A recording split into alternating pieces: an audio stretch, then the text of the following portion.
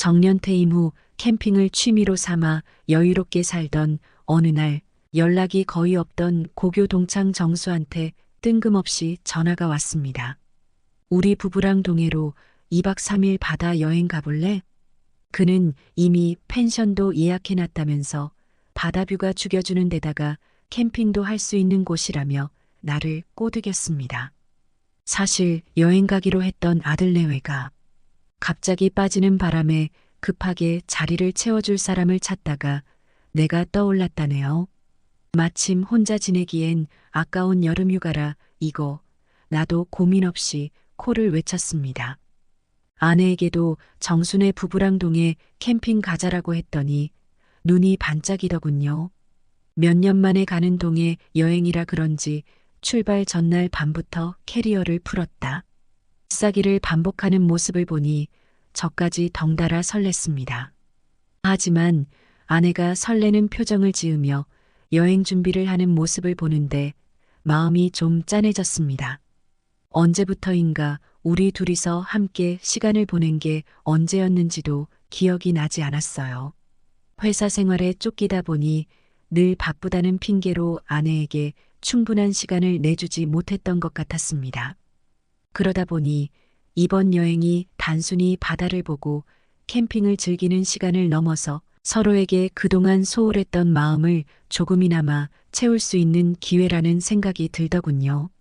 아내는 출발 전날에도 소녀처럼 들뜬 표정으로 짐을 챙기며 몇 번이나 여행 계획을 재확인하는 모습이었어요. 그런 아내를 보며 그동안 왜 이리 바쁘게만 지냈나 싶어 스스로가 조금 미안해지더라고요. 이제는 퇴직 후 시간도 많아졌겠다. 앞으로는 아내와의 소중한 시간들을 놓치지 말아야겠다고 다짐하게 됐습니다. 바다 여행이 끝난 후에도 둘만의 시간을 더 자주 가지면서 그동안 밀린 이야기들도 나누고 서로에게 신경 써주려 했죠. 아내의 소소한 설렘을 오랫동안 지켜주고 싶은 마음이 들었습니다. 드디어 주말 아침 우리는 캠핑 장비며 낚싯대며 온갖 짐을 싣고 출발했습니다. 정순의 차랑 내 차에 텐트며 의자며 잔뜩 실어놓고 동해로 향하는 길, 아내는 벌써부터 여행 기분에 한껏 들떠 있었습니다. 정수는 바다만 보면 속이 다 뻥 뚫릴 거야라며 기대를 부추겼고 한참 수다 떨다 보니 어느새 도착했네요. 도착한 펜션은 말 그대로 그림 같았습니다. 베란다를 나서면 바로 앞에 푸른 바다가 펼쳐지고 펜션 옆 널찍한 마당은 캠핑의 딱이었죠. 아내들과 짐을 풀고 나와 정수는 마당에 텐트를 설치하기 시작했습니다. 동네가 워낙 한적해서 그런지 바람 소리까지도 여유롭고 기분 좋게 들리더군요. 짐을 다 풀고 바닷가로 나가 시원하게 물장구도 치고 사진도 찍으며 한껏 즐겼습니다. 저녁이 되자 본격적으로 삼겹살 파티를 열었죠. 그릴 위에서 지글지글 구워지는 삼겹살 냄새가 배고픔을 자극하니 이거 무슨 만찬 부럽지 않더군요. 한 입 베어 물고 맥주 한 모금 넘기니 더위도 피로도 싸그리 사라졌습니다. 밤이 깊어가고 술자리는 점점 진지해졌습니다. 정수와 옛날 얘기하면서 쓴웃음도 짓고 아내들도 어릴 적 이야기로 깔깔거리며 시간 가는 줄 몰랐죠. 캠핑의 고기 파티, 옛 친구와의 수다가 어우러진 최고의 여름밤이었습니다. 이번 여행 이렇게나 즐거울 줄 누가 알았겠습니까? 휴가도 그냥 흘려보내지 말고 떠나봐야 진짜 인생을 만끽하는 게 아닐까요? 제 아내는 소박하고 조용한 성격으로 주로 집안일과 가까운 산책 정도를 즐기는 사람입니다. 겉으로는 차분해 보이지만 남모르게 깊은 생각을 하고 있는 사람이죠. 일상에서의 소소한 즐거움과 안정감을 소중히 여기는 편이라 자극적이거나 번잡한 장소보다는 조용한 시간을 선호해요.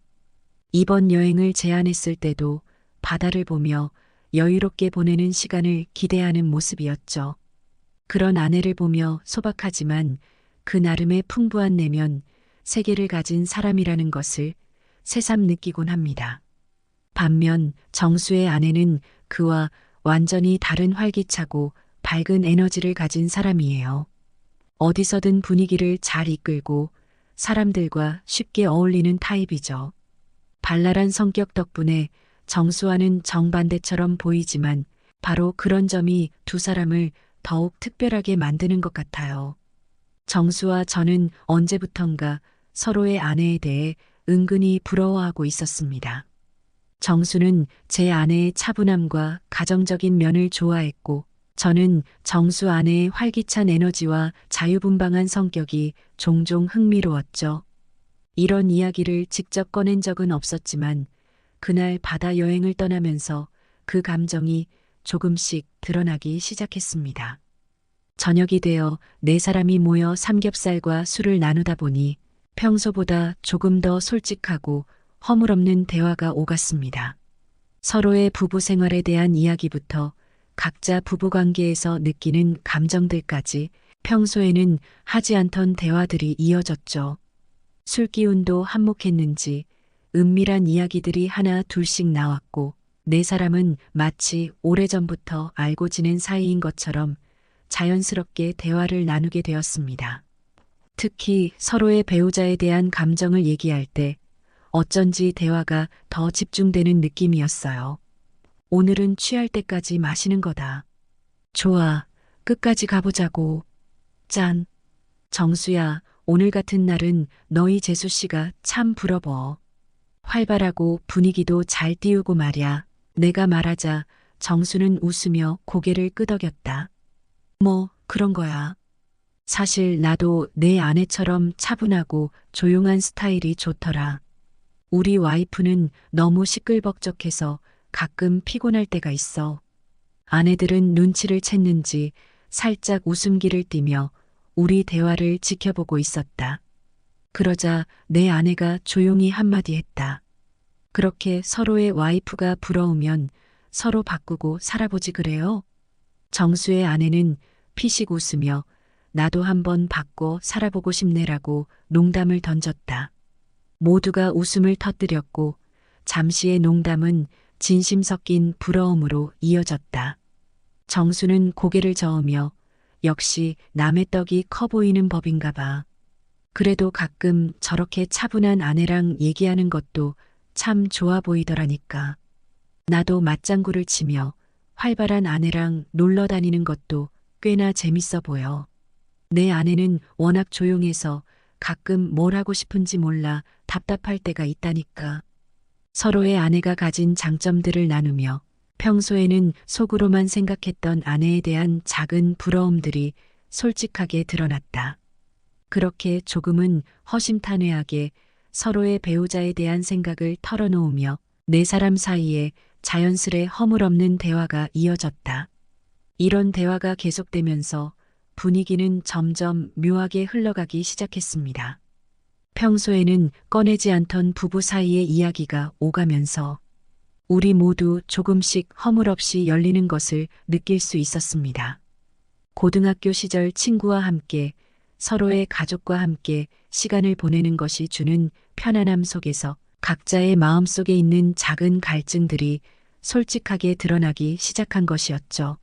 익숙하면서도 낯선 감정 속에서 그날 밤의 대화는 그렇게 흘러갔습니다. 그리고 게임을 하면서 분위기는 한층 고조되었다. 술에 어느 정도 취기가 오른 여자들은 벌주를 피하기 위해 흑기사를 외쳤고 우리 둘은 번갈아 가며 벌칙을 대신해주곤 했다. 그러다 노래 한 곡 불러줘. 같은 단순한 요구에서 점점 춤을 춰달라. 블루스 한 곡 가자라는 조금씩 과감한 요구가 등장하기 시작했다. 그렇게 다소 진지한 게임이 점점 더 흥겨운 분위기로 치닫기 시작했다. 내가 춤을 출 때 정수는 이게 내 친구지 라며 환호했고 정수의 아내는 옆에서 박수를 치며 장단을 맞췄다. 평소보다 좀 더 활발해진 우리 아내들도 우리 남편들이 이렇게 흥이 넘치는 줄 몰랐다며 웃음을 참지 못했다. 그렇게 예상 밖으로 솔직해진 네 사람의 대화와 웃음 속에서 그날 밤은 서로에게 새로운 면을 발견하는 순간들의 연속이 되어갔다. 안녕하세요. 올해 60세인 평범한 남자입니다. 고교 동창 정수와는 그날 캠핑을 다녀온 후 자주 연락하며 지냈습니다. 서로의 집이 차로 20분 거리에 가까워 분기별로 한 번은 부부 동반 여행을 다니곤 했고 아내들끼리도 친해져 남자들 없이도 만나 수다를 떨고 쇼핑을 함께 할 정도로 가까운 사이였습니다. 그러던 중 정순애가 이혼을 전제로 한 별거에 들어갔고 결국 이혼하게 되었습니다. 이혼 후 3개월쯤 지나 정수 아내에게서 연락이 와 얼굴을 보자는 제안이 있었습니다. 만남에서 그녀는 홍식 씨, 맞아요? 너무 달라져서 못 알아볼 뻔했네요. 라며 인사를 했고, 우리 저녁 식사 어때요? 라는 제안에 함께 한정식 집으로 갔습니다. 백세주 2병을 마시며 기분이 묘해졌고, 간만에 현숙 씨 만나 기분이 좋아서요. 라고 했습니다. 그렇게 서로의 안부를 나누고 저녁을 마친 후 그녀가 집까지 데려다 주었고 그날 이후로 사적인 연락이 이어졌습니다. 그녀는 33년간 결혼 생활을 했던 정수와의 황혼 이혼을 겪은 상황이었고 서로의 아픔을 공유하며 가까워졌습니다. 3달 전 제가 가평의 캠핑장에서 혼자 힐링 중일 때 그녀와 연락을 주고받다가 그녀가 제게 오겠다고 했습니다. 홍식 씨, 나도 힐링하고 싶은데 같이 캠핑해도 돼? 라는 말에 아무 생각 없이 주소를 알려주었습니다. 저녁 8시까지 온다기에 한우 바베큐를 준비하며 기다리던 중 그녀가 도착했습니다. 음식 맛이 어때요? 라고 물었더니 그녀는 이것도 한번 먹어봐요. 라며 흥이 나 있었습니다. 이어 홍식 씨, 소맥 한 잔해요? 라고 제안했습니다. 저는 여기서 술까지 마시면 서울 가기 힘든데 괜찮겠어요? 라고 걱정했지만 그녀는 오늘 여기서 잘 거예요 라며 장난스럽게 대답했습니다. 그렇게 술이 한 잔, 2잔 들어가다 보니 금세 기분이 좋아졌고 새벽 3시쯤 잠이 들었습니다. 아침에 일어나 보니 술김에 실수를 한 듯 했습니다. 그날 이후 그녀는 캠핑 갈 때마다 저와 함께하고 싶어 했습니다. 홍식 씨, 그날 일은 실수였는데 왜 자꾸 이러는 거예요? 서로 조심해야죠? 라고 타일러 보았지만 그녀는 홍식 씨가 내게 힐링이에요. 어쩔 수 없잖아요 라며 고집을 부렸습니다. 이런 상황이 계속된다면 서로의 관계에 혼란을 줄 수 있을 것 같아 고민입니다. 그녀와의 관계를 정리하는 것이 좋을지 아니면 이 특별한 인연을 이어가는 것이 좋을지 정말 고민입니다. 어떻게